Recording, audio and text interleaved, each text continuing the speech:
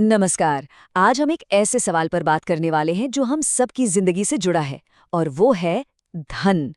भाई, पैसा पाने के लिए हम क्या कुछ नहीं करते हैं, है ना? पर कभी सोचा है कि ये धन असल में एक अनमोल खजाना है या फिर एक बहुत बड़ी मुसीबत? चलिए, आज इसी दिलचस्प सवाल की गहराई में उतरते हैं। अब ये सवाल ही सुनने में थोड़ा अजीब लगता है, नहीं? आखिर हम सब तो यही मानकर चलते हैं कि पैसा तो खुशियां ही लाता है। पर क्या इसका कोई दूसरा, ज्यादा अंधेरा पहलू भी हो सकता है? और देखिए, ये सोच कोई आज की नहीं है। सदियों पहले श्रीमद् भागवत में भी इसी तरह की चेतावनी दी गई थी। जैसा कि इस श्लोक में बताया गया है, धन अपने साथ 15 तरह के अनर्थ यानी कि बुराइयां लेकर आ सकता है। और ये रही वो पूरी लिस्ट।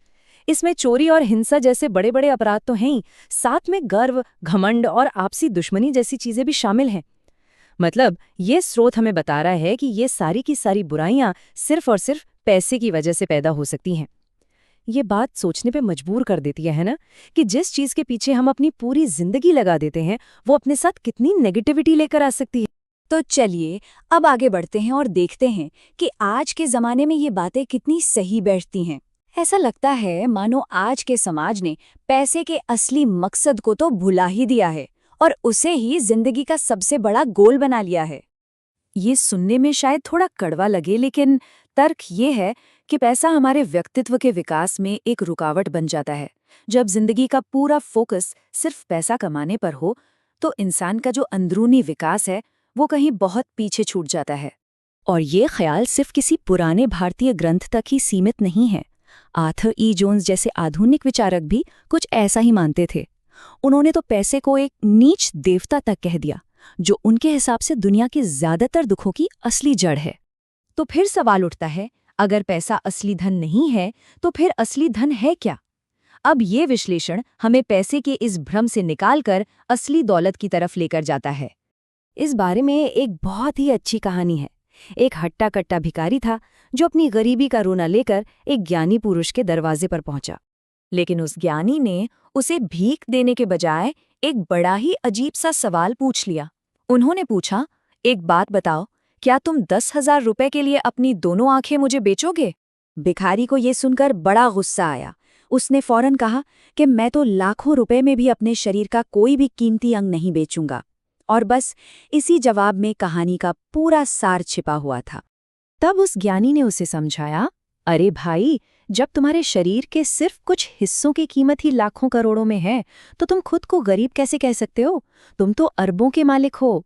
मतलब असली धन पैसा रुपया नहीं, बल्कि हमारा ये जीवन, हमारा ये स्वस्थ शरीर है।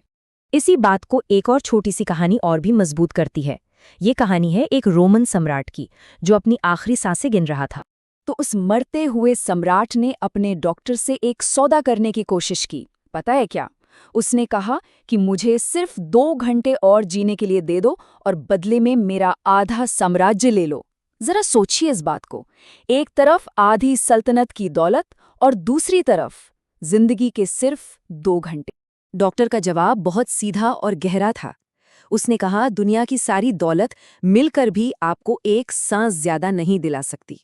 इससे साफ पता चलता है कि जीवन की कीमत किसी भी चीज से, किसी भी दौलत से कहीं ज्यादा है। लेकिन जब हम जीवन की इस कीमत को भूलकर सिर्फ पैसे के पीछे भागने लगते हैं, तो क्या होता है? तब हम लालच के एक ऐसे जाल में फंस जाते हैं जिसका कोई अंत नहीं है। इतिहास में ऐसी कहानियां भरी पड़ी हैं, जैसे कि पॉम्पे शहर की खुदाई में कंकाल मिला, जिसकी मुट्ठी में सोने का एक टुकड़ा कसकर भींचा हुआ था। अपनी जान बचाने के बजाय उसका आखिरी काम भी अपने खजाने को बचाना ही था। एक और किस्सा है एक डूबते हुए जहाज का। जहां हर कोई अपनी जान बचाने के लिए भाग रहा था, वहीं एक आदमी तिजोरी से खजाना बटोरने में लगा रहा और आखिरकार उसी खजाने के साथ डूब गया। लालच ने उसे सचमुच अंधा कर दिया था। और शायद इन सब में सबसे दर्दनाक कहानी मोहम्मद गोरी की है। कहते हैं अपनी मौत के बिस्तर पर उसने अपना सारा खजाना सामने बिछवा लिया और उसे देख देख कर फूट फूट कर रोने लगा। क्यों? क्योंकि वो जानता था कि इस दौलत का एक सिक्का भी उसके साथ नहीं जाने वाला। तो इन कहानियों से एक बात तो साफ है कि धन को जिंदगी का मकसद बनाना एक बहुत बड़ा जाल है। तो फिर सवाल ये है कि धन का सही इस्तेमाल क्या है? चलिए, आखिरी हिस्से में पैसे को लेकर एक बिल्कुल नया नजरिया समझते हैं। स्रोत के मुताबिक पैसे का असली मकसद उसे इकट्ठा करना नहीं, बल्कि उसे सही तरीके से इस्तेमाल करना है। इसका इस्तेमाल अच्छे कामों के लिए होना चाहिए, अपने अंदर उदारता जैसे गुणों को बढ़ाने के लिए होना चाहिए और अपने दिल को बड़ा बनाने के लिए होना चाहिए। तो देखिए, यहाँ दो रास्ते बिल्कुल साफ नजर आते हैं। जब हम धन को सिर्फ एक साधन, एक जरिया मानते हैं, तो ये हमें उदारता और सेवा की तरफ ले जाता है। लेकिन जब हम इसे ही मंजिल मान बैठते हैं, तो ये हमें कंजूसी, लालच और आखिर में दुख की ओर ही धकेलता है। तो आखिर में सच्चा धन क्या है? ये कोई चीज़ नहीं, बल्कि एक हालत है, एक ऐसी स्टेट जहां हमारा चरित्र, हमारे गुण और दूसरों की सेवा करने की हमारी क्षमता लगातार बढ़ती है। और पैसा इस पूरे सफर में सिर्फ एक टूल, एक औजार बनकर रह जाता है। तो ये पूरी बातचीत हमें एक बहुत ही ज़रूरी सवाल पर लाकर छोड़ देती है।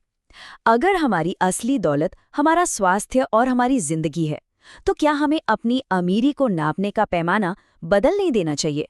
हम ऐसा कैसे कर सकते हैं? ये एक ऐसा सवाल है जिस पर हम सभी को सोचना चाहिए।